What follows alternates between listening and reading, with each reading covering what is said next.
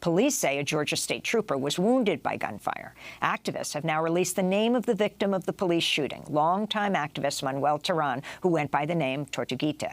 In an audio statement sent to Democracy Now! Thursday, an Atlanta forest defender describes what happened and who Tortuguita was. They asked to remain anonymous and for their voice to be distorted for security reasons. On Wednesday, January 18th, multiple police departments descended upon Weelaunee People's Park in unprecedented numbers and force. They blocked access to the park on both roads and bike trails. Some people were arrested for attempting to document police actions that day at the park. Gunfire was heard at 9:04 a.m. About a dozen shots fired in rapid succession, followed by a loud boom about a minute later.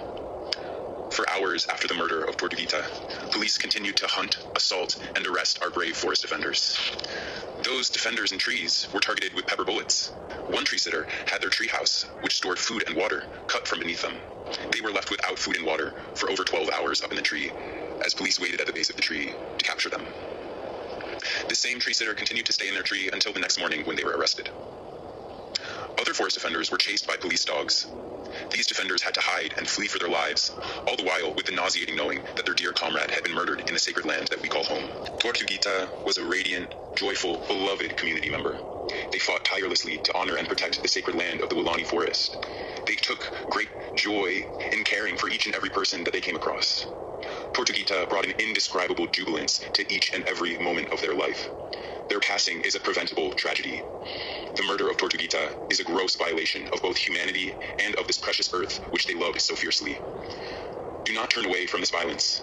Do not allow the callousness of the police state to numb your heart. Honor Tortuguita by bravely witnessing the ongoing injustices the police and corporations are enacting upon the Weelaunee Forest. Honor Tortuguita's legacy by embodying their joyous bravery. Tortuguita's presence on this earth is a gift that will keep on giving for generations to come. It is time for people to join this movement and to say no to this pointless escalation by the police. That was an anonymous statement by an Atlanta forest defender sent to Democracy Now!, his voice disguised. Vigils for the slain forest defender Tortuguita have taken place from Los Angeles to Minneapolis to Charlotte to Chicago and Atlanta. Activists held a vigil the night of the shooting and are planning a march on Saturday. For more, we go to Atlanta to speak with Kamau Franklin, founder of the organization Community Movement Builders. Kamau, welcome back to Democracy Now! Can you please tell us what you understood happened? Well, we have very little information on what took place besides what your earlier recording just said, that the only version of events that's really been released to the public has been the police version, the police narrative, which we should say the corporate media has ran away with. To our knowledge so far, we find it less than likely that the police version of events is what really happened. The idea that he was sitting in a tent and fired out of the tent at basically a SWAT team, DeKalb County Police, Atlanta Police, and Georgia State troopers who were there in great numbers to do the raid that they conducted in the park. And the idea is that this person shot and then they fired back.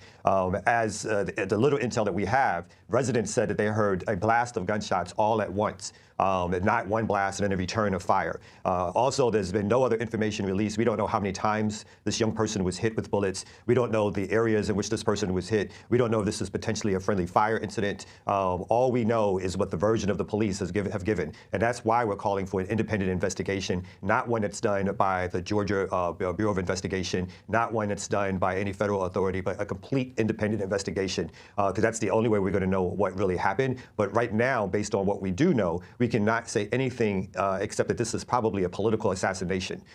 This is something that could have been prevented. There is no reason for them to take the tactics that they did in terms of going into the forest with weapons in hand, with pepper spray, with live ammunition to go shoot forest defenders who were engaging in civil disobedience and direct action politics. Kamau Franklin, can we step back and talk about what proposed Cop City is and why people are encamped there? Cop City is an idea that came after the 2020 uprisings by the City of Atlanta, the Atlanta Police Department, and the Atlanta Foundation, Atlanta Police Foundation. The idea basically is that they want to develop a militarized police base that's right next to a black and brown working class community. And by building this space, they want to cut down over 100 acres of forest.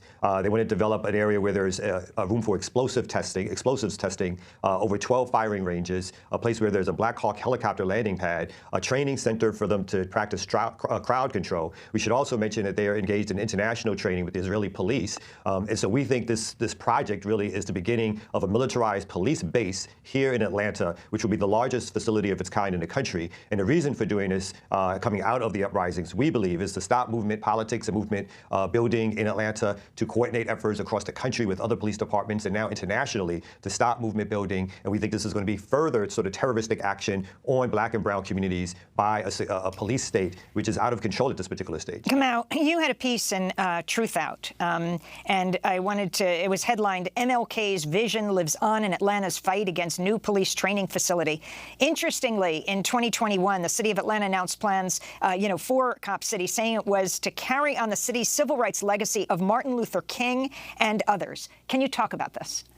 Yeah, I mean, we live in a dystopia where the legacy of Dr. King is being used by city officials, the same city officials who say that they love Good Trouble, they love John Lewis, they love Dr. King. When Dr. King was alive, Dr. King was working against police brutality and police militarization. Dr. King poignantly stated that the police themselves harass and are open to and conduct raids on communities. Obviously, Dr. King was surveilled by the FBI, a local police task force, along with federal police task force.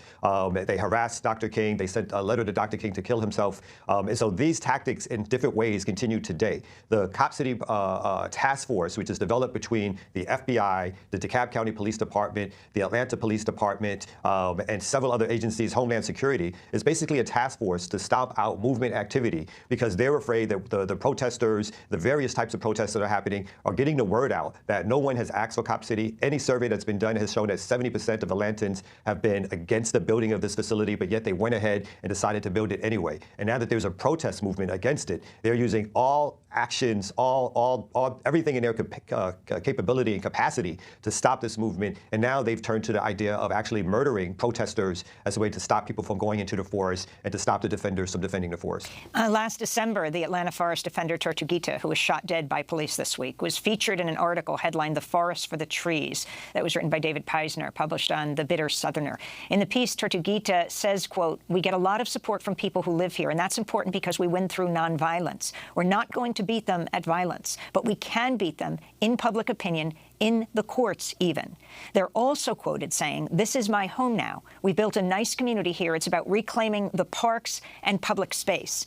The Atlanta Community Press Collective also wrote, Tortuguita, quote, "spent their time between Atlanta, defending the forest from destruction and coordinating mutual aid for the movement, and Florida, where they helped build housing in low-income communities hit hardest by the hurricane. They were a trained medic, a loving partner, a dear friend, a brave soul, and so much more. In Tort's name, we continue to fight to protect the forest and stop Cop City with love, rage, and a commitment to each other's safety and well-being." Finally, Kamau, if you can talk about where this protest stands now. Did the police succeed in completely clearing the encampment, or are people still there? To our knowledge, there's still people who have access to the forest who occasionally will go in. We think obviously this is a dangerous time because the police tactics have stepped up to the point where they're actually using live ammunition to shoot and kill protesters. But even with that said, we will continue to protest both in the forest, around the forest, and in the larger city of Atlanta. And again, asking for not only national support, but international solidarity on this issue, which we've gotten so far, which we expect only to step up more in the coming days and months. This protest movement is not over. It is not defeated. In the memory of a young person who was killed, we will continue to fight. And let's remember also there was over a dozen arrests yesterday. There are more people charged with domestic terrorism. With domestic terrorism? Yes, the more charges of domestic terrorism. The interesting thing is that they charge the people from out of town, people who are not Atlanta residents, with domestic terrorism, but they so far have not charged, in this latest round, they have not charged people who are arrested who are from the city with the charge of domestic terrorism. So we obviously think, again, these are scare tactics. These are tactics meant to criminalize the movement against Cop City.